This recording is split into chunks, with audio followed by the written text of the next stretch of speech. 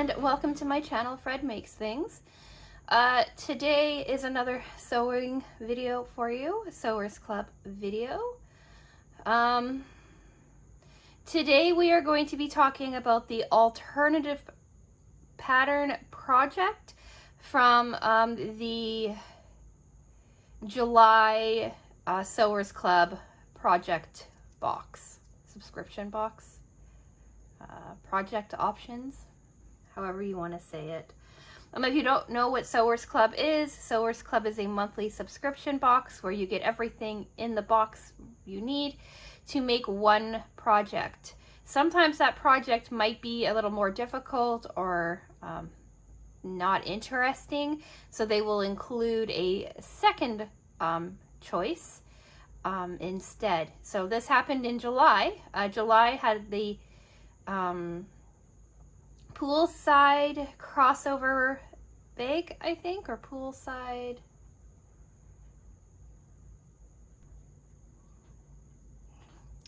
The swimmer's round bag.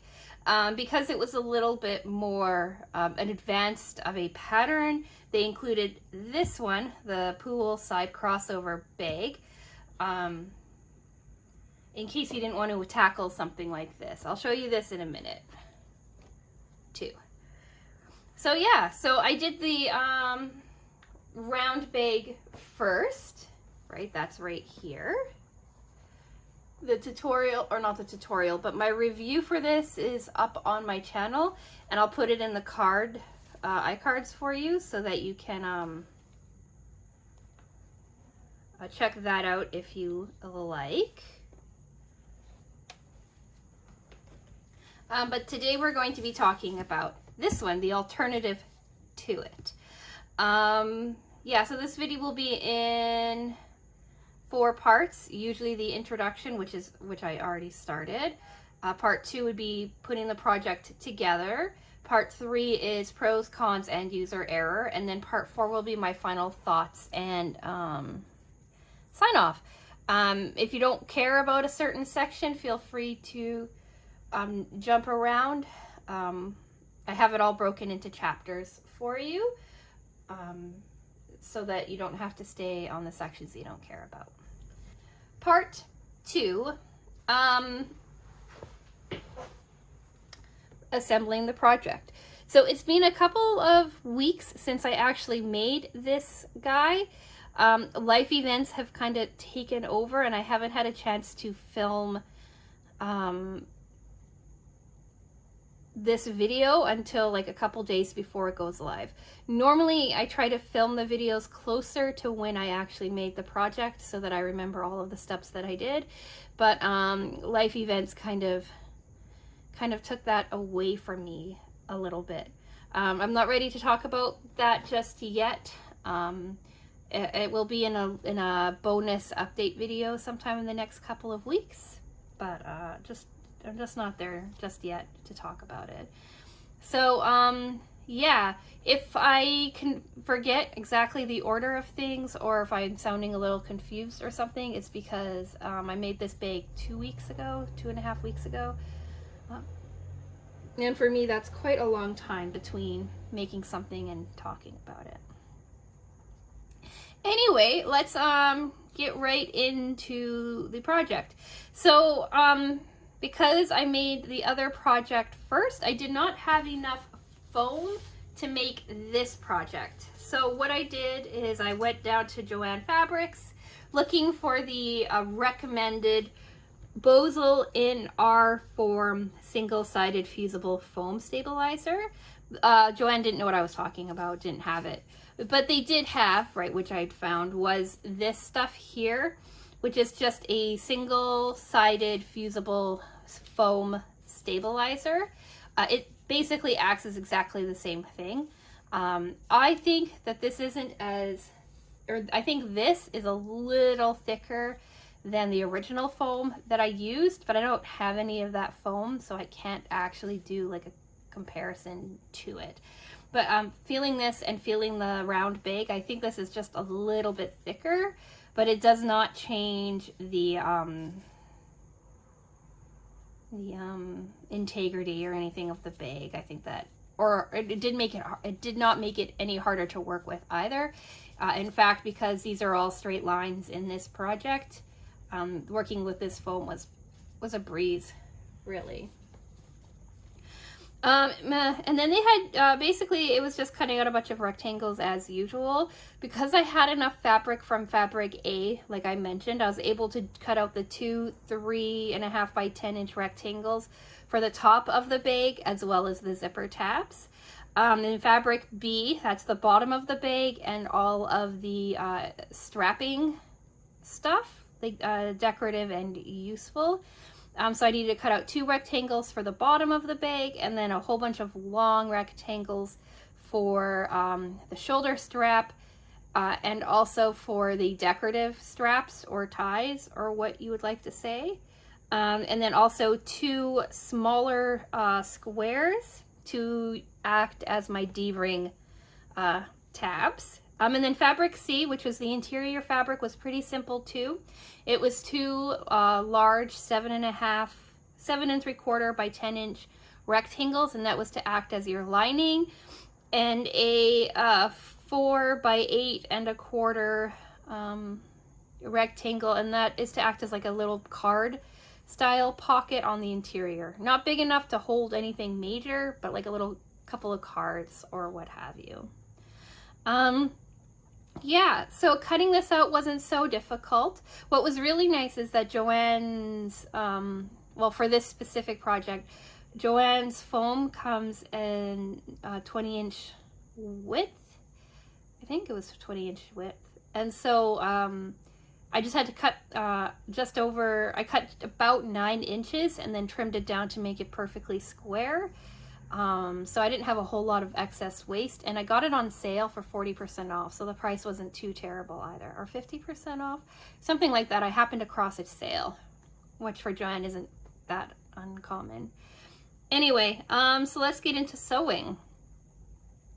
Right, I ironed everything and did all that stuff too. But so sewing. Normally they have you start fusing all of your fusing pieces together, but in this project, it's not until between steps 5 and 6 that you have the fusing start. So it was a little bit different, and I was a little bit confused as to why it was so far down the line, but it made sense as I went through the project. Yeah, so the very first step was to make my D-ring tabs, and how they had you do that is they had you fold right sides together of your 2 smaller 2.5 by 2.5 Fabric B pieces. Fold that in half, sew it, flip it around, put decorative stitches on each side to secure it and make it look nice. Put the rings in, and then they immediately had you sew them to the Fabric A top pieces to secure it in. And that really confused me until I actually looked at the photo of the bag and realized that the straps are a little off, not offset. Well, I guess they're off-centered, right? But they're they both sit on the left-hand side of their respective sides. So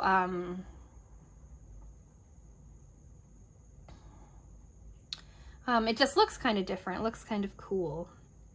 Yeah, so they had you do that, and then they had you attach your bottom piece together.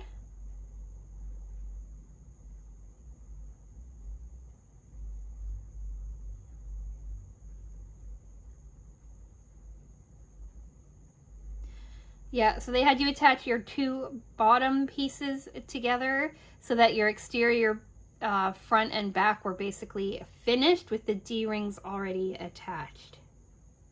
And then they had you attach your 2 strap strips together in preparation for fusing. Fusing. Then they had you fuse your long, thin piece of fusible fleece to your strap on one side so that you could sew it with right sides facing together and then flip it around to make your strap, but that's down the line. So anyway, they had you fuse your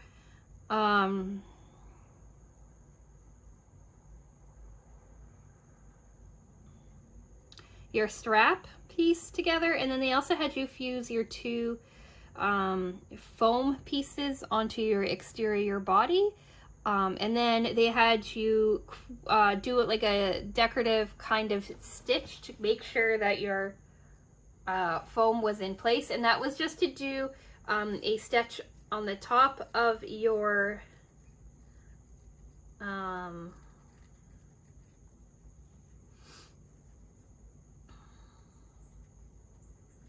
they had you do a stitch to either side of your joining stitch for fabrics A and B. I'll show you what I'm talking about in when I show you the bag. But it's just to help keep everything in place, I think, and it also adds, right, a little bit of detailing onto it. And they also recommend sewing the D-ring tab down. So normally you would flip that over to give it as maximum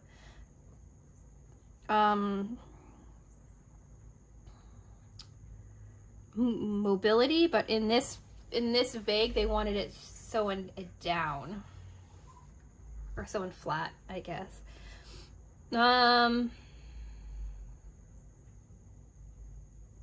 Yeah, then they also had you make your what are they calling them?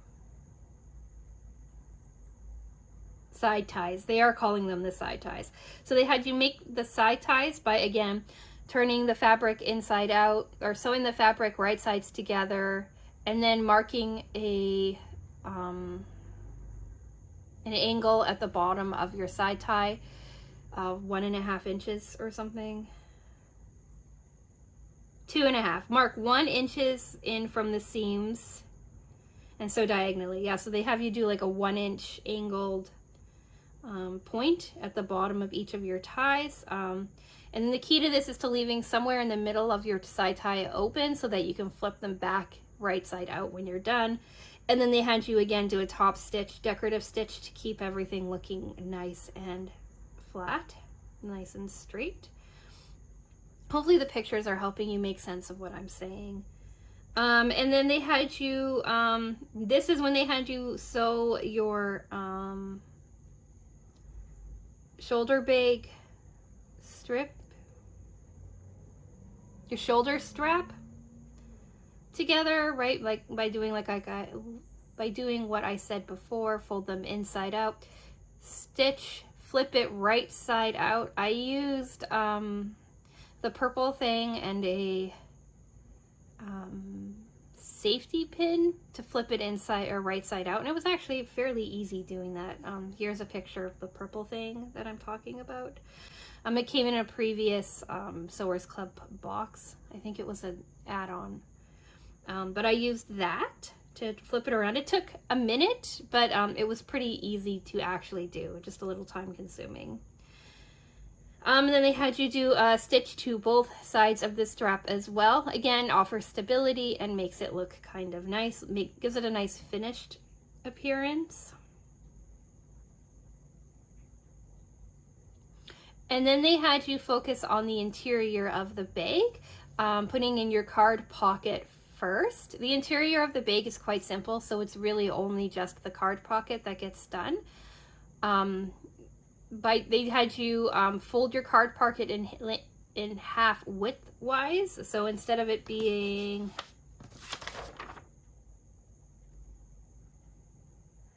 4 inches deep, your pocket becomes 2 inches deep, right? They had you close that off, fold it right sides out, and then they had you center it and sew it into your lining, leaving the top open. And then they had you do a center stitch so that each side would hold like a couple of cards.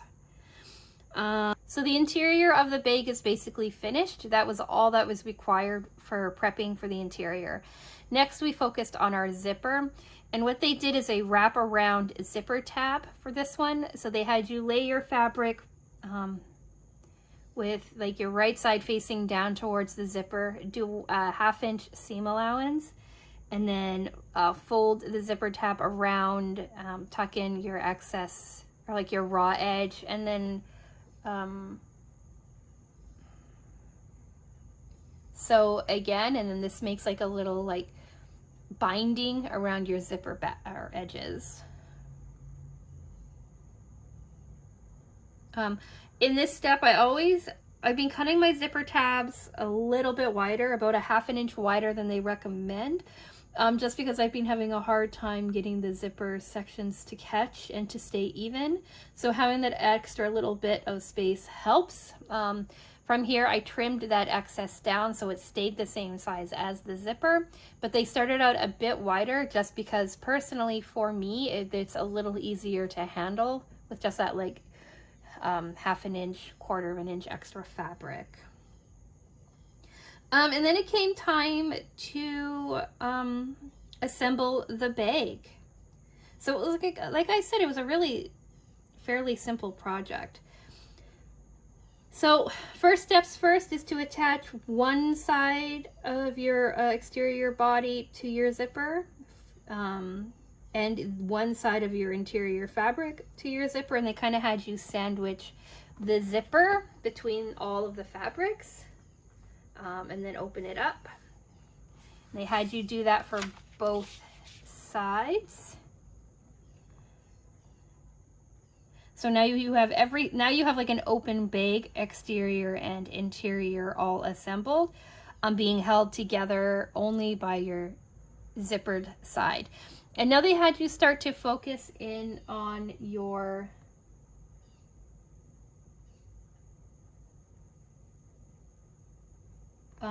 straps and side ties and things. And normally what they do is they have you do a top stitch on either side of your zipper so that all of your fabric on the top doesn't move around. And I did that, but on this specific project, they leave the top stitching for later, and you will see why in a second. So that was one of my very first user errors. But yeah, so they have you focus on the straps. First of all, they had you do your shoulder strap, and that was assembled like most shoulder straps in Sewers Club is assembled. They had you work the fabric through the top of your D-ring, like the curved side, fold in the raw edge about an inch up, about an inch up, fold in your raw edge and sew, right? And they had you do that to both sides, keeping attention to make sure that you're not twisting your strap. And then it was to do this decorative side ties next. And then they had you put them through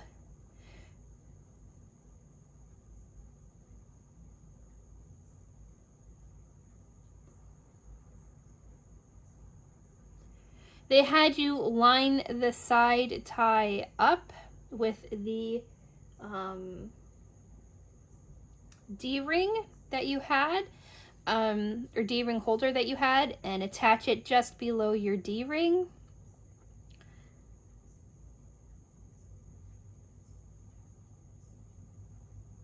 So that it looked like it was part of the D-ring, but it was actually separate. Then they, right, they had you attach it open, right? So that like attach the halfway point to like just below the D-ring.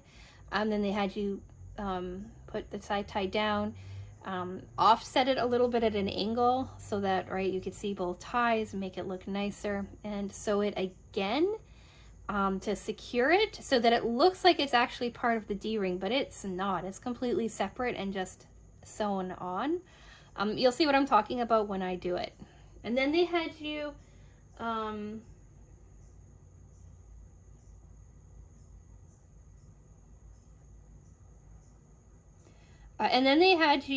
do your top stitch along your top, and that was to secure your shoulder strap to your bag at that point too. So instead of it just like hanging off of the D-ring, it's actually sewn through the D-ring and then sewn to the top of the bag. From there, all of your bits and pieces are attached. So then they had you fold the bag in half with all of those pieces, or sorry, they had you then sew your bag together, right?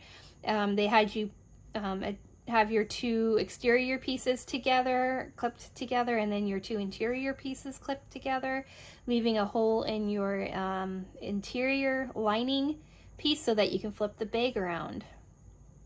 So then you did that. You flipped everything around, then you hand stitched, or you sewed it, flipped everything around, making sure that your zipper was open so you could do that.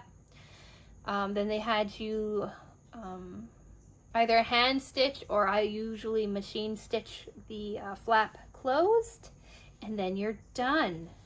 Hopefully that made sense. So yeah, let's see what the bag looks like. Here it is. It's a smaller bag. It measures approximately 7¼ by 9½ inches. Here's the one side. Here's the other side. Here's your strap. It was a directional strap, so I had to pay attention to that because it's directional fabric. Here's your bottom, your top, your two side ties. Right, here's the side tie on this side. Here's this assembly of the side tie on this side. What I did too was focus this lady in the center, or roughly the center, so that one of the main characters was seen on one side. Unfortunately, I couldn't do that with the other side, but I did do that with this side. And as I was preparing to talk, I realized that she's almost in exactly the same spot as the sample photo. So that's kind of cool. It's not exact, but it's pretty cool. Here's your zipper. My zipper is a little tight. I should have been a little bit more careful with it. It doesn't open and close as well as it could. And that's because I have some extra bulk and stuff that I shouldn't have. Then here's your interior. Here's your two little, I don't know if you can see it, but here's your two little pocket sections, and then your interior of your bag. And yeah, so then here's like what I was saying with the stitching. See, I did just like a line up top and a line on bottom to hold, right? Catching the D-ring tab here. This is also where I chose to stitch these tabs in, right? I think the photo, yeah, the photo has them stitched in right up here. But I didn't like how that looked, so I just stitched them down so that it looks like they're actually being held in place here rather than up here. It's not perfect because I didn't like perfectly line up the material, and in fact I put this one on backwards. It should be this side pointing down, but yeah, so that's how that is. And then this is why they wanted you to do the top stitch here, right, so that this part caught, but I'd already done the top stitch, so I just did my own stitch just below on both sides. Looking closely, you can't really tell. This one's better than this side. Actually, no, I did. I incorporated it into the top stitch. Sorry, that's the top of the holding the strap in. I don't know what I was thinking. And that one's really crooked. But anyway, so there's that. The bottom, I guess. I think that this like little raindrop pattern or whatever worked really well with this fabric. I'm really impressed. Here's the bottoms of your two side ties on each side. So yeah, I think it turned out pretty well. Let's go into pros, cons, and user error.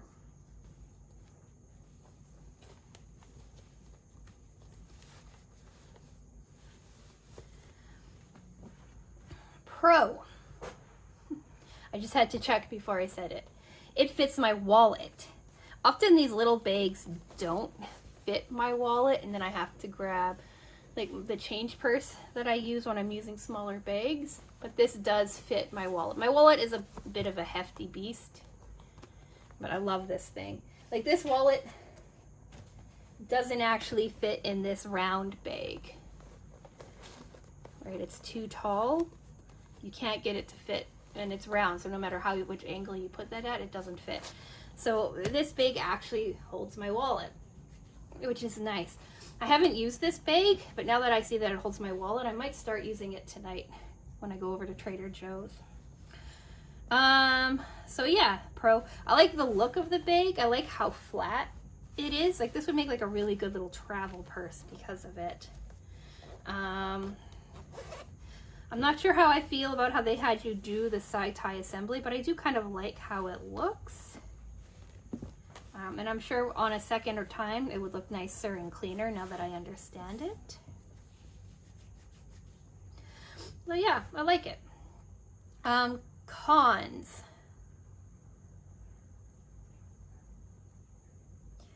The only real con for this specific one, well, there's two. And I don't think either one of them really has to do with the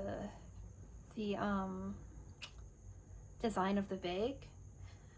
But the first one is I didn't like that there wasn't a video tutorial, because I always watch the video tutorials first because it kind of helps me understand what the instructions are saying. I can read the instructions fine, just sometimes I have to like work out what they're talking about, and with the videos I can just see it, and then when I'm reading the instructions it makes more sense. So I wouldn't have like made silly mistakes like doing the top stitching first and stuff like that, because I was going more by like what I was used to than following the instructions. So that's like a bit of a me thing, a little bit of a them thing.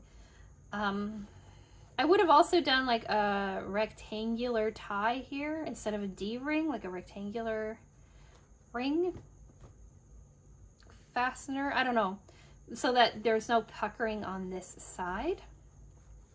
And I also don't really like the foam. Like, I like the structure, the bag is very structured because of the foam. But the foam is just like an added thing that I had to go out and buy because I didn't have any extra, right? Because I had used it all up on the round one. So I'm wondering if like a fusible fleece would give a same feeling. It would just make it a little bit like not as structured, right? Like, this is a really structured bag, which is also a pro, right? Like, it's gonna hold its shape really well. User error. Well, this whole assembly could have been done better.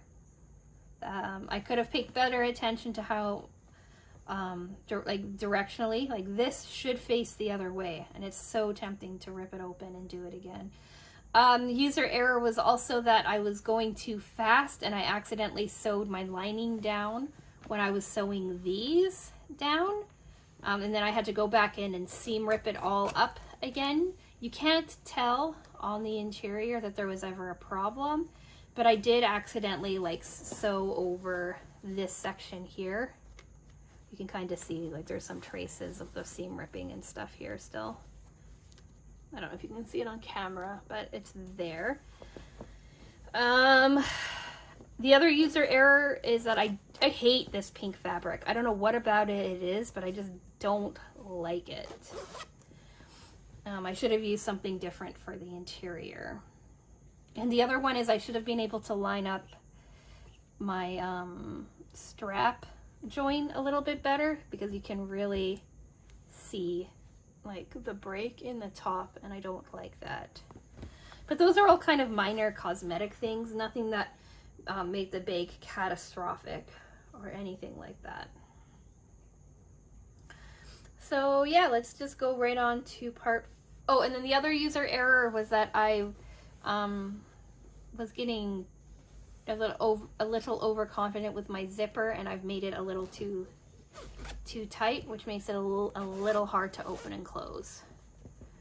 But just a little bit. Like, it's not like the end of the world or anything like that. It is usable. Okay, let's say final thoughts and sign off part 4, because this video is already too long. I know it's too long. I like this bag. I like this project. Did you like this project? I'm not sure if I just asked you that or not. Did you like this project? the simplicity of it, the detail work of it. Let me know in the comments. Which project would you have made too if you had gotten this box? Would you have started with this alternative project or with the original round bag? My mother-in-law got this box and she decided on this rectangular bag instead. Here's a photo of it for you. She just finished it as well. She is off to Eastern Canada, the Maritimes specifically, for a 3-week vacation, and she made this bag as her like little travel bag, and I thought that was a great idea. So I'll let you know in a future video how she liked it. But I like it. I think it's great. What do you think? Do you like it? Do you like the colors I chose? You know, all those things are always fun to hear in the comment section below. If you've watched any previous videos this year for Sewers Club, you might also be asking why this wasn't a September revisit for like revisiting last year's project, because I really liked last year's project. Last year's project, if I can say that enough, was a pillow, a cushion cover, and I really liked it, but it wasn't that fun for me to make. It was a lot of piecing, and I don't like a lot of piecing, which you'll find funny when you see some upcoming videos. But I'm not a big fan of piecing, so I didn't want to piece the main project together again. And I hated the alternative pattern. I made that and had that posted last October or November as well. And that almost completely broke me for doing quilting style stuff. So I didn't want to revisit it this year. So that's why you're getting a July project, alternative project instead. But I really wanted to make this. I wanted to see how it turned out. So with that, all that being said, feel free to subscribe for more sewing content. Every Wednesday is a sewing video, mostly focused on Sewers Club, but there are some ones that are separate from that as well. Like the video if you enjoy these really long, rambling videos that I tend to do. That's always interesting. And yeah, I guess with all of that being said, I'll say thank you so much for watching. And I will talk with you again soon. Bye!